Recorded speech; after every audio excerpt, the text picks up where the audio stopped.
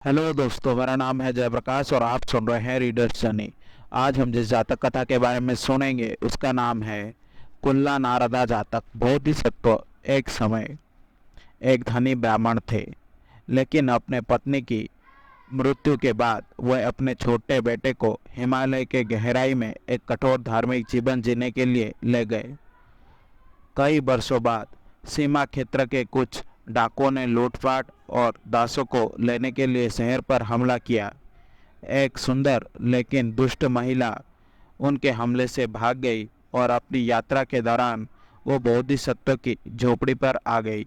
वो फल, जड़ें और अन्य खाद्य पदार्थ इकट्ठा करने के लिए बाहर गए थे, लेकिन उनका बेटा घर पर था और महिला ने जल्दी से उसे अपने साथ सोने के लिए बहकाया।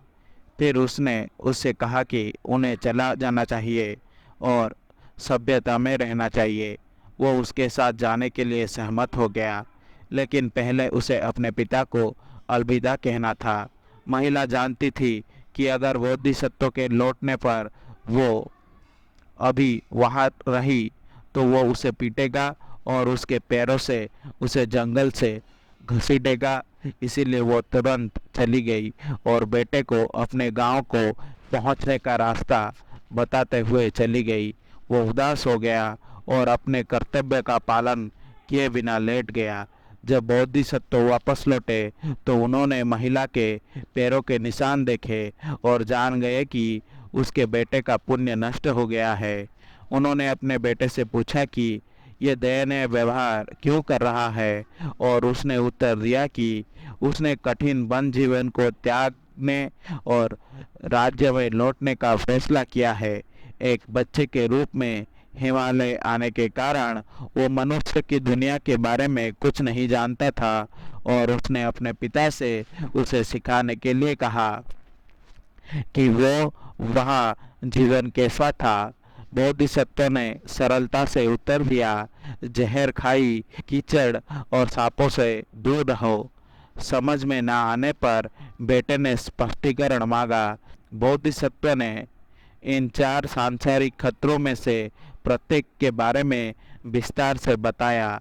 जहर शराब है, खाई महिलाएं हैं, कीचड़ सम्मान और प्रसिद्धि है, और सांप राजा है, और अन्य भी।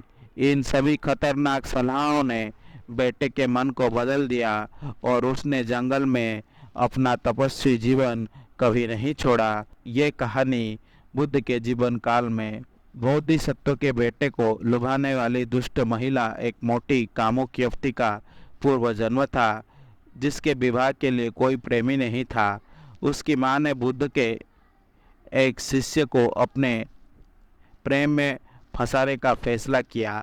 उस सुबह जब वो अपने घर के पास गुजर रहे शिष्य को भिक्षा दे रही थी, माँ ने एक ऐसे व्यक्ति की तलाश की जो अच्छे भोजन की लालसा से मोहित हो सके। आखिरकार उसने एक शिष्य को देखा जिसने अपनी दिखावट की चिंता नहीं छोड़ी थी। उसकी आंखों और कानों में तेल लगा हुआ था, कुछ बाल नीचे लटक रहे थे। उसके वस्त्र बढ़िया कपड़े के थे और बेदाग थे, और उसका कटोरा किसी कीमती रत्न की तरह रंगा हुआ था।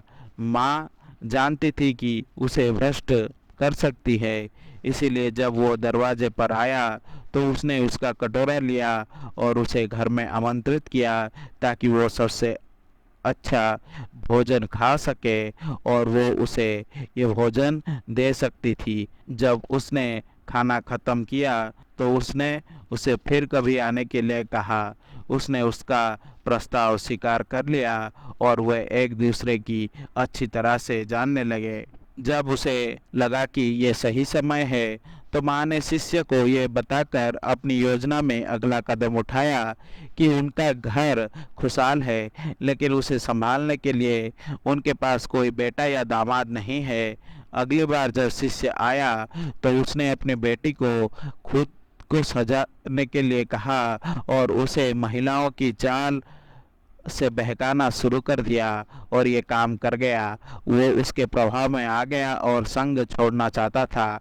बुद्ध ने उसे ये कहानी सुनाई ताकि वह जान सके कि इसी महिला ने उसे नुकसान पहुंचाया था और पिछले जन्मों में उसे आध्यात्मिक जीवन से दूर करने की कोशिश की थी जब वो हिमालय में रहने वाला युवा तपस्वी था।